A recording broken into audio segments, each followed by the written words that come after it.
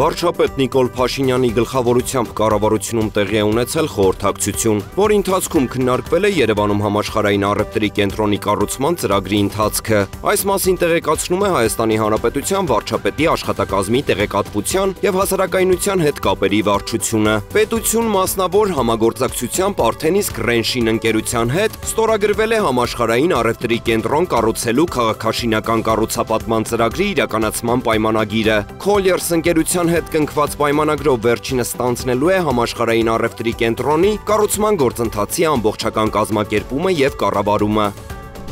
2025 թվականի առաջին եռամսյակում Հայաստանի համախառն ներքին արդյունքն ընթացիկ գներով կազմել է 2 տրիլիոն 117 միլիարդ 693.4 միլիոն ՀՀ դրամ, նախորդ տարվա նույն ժամանակահատվածի 1 տրիլիոն 971 միլիարդ 230.4 միլիոն ՀՀ դրամի համեմատ, հայտնում են Հայաստանի Հանրապետության կառավարությունից։ Նախորդ տարվա նույն ժամանակահատվածի համեմատ ՀՆԱ-ն աճել է 5.2%-ով։ 2025 թվականի առաջին եռամսյակում Հայաստանում մեկ շնչի հաշվով ՀՆԱ-ն կազմել է 657.853 ՀՀ դրամ, նախորդ տարվա նույն ժամանակահատվածի 653.721 ՀՀ դրամի համեմատ, ասված է հաղորդագրության մեջ։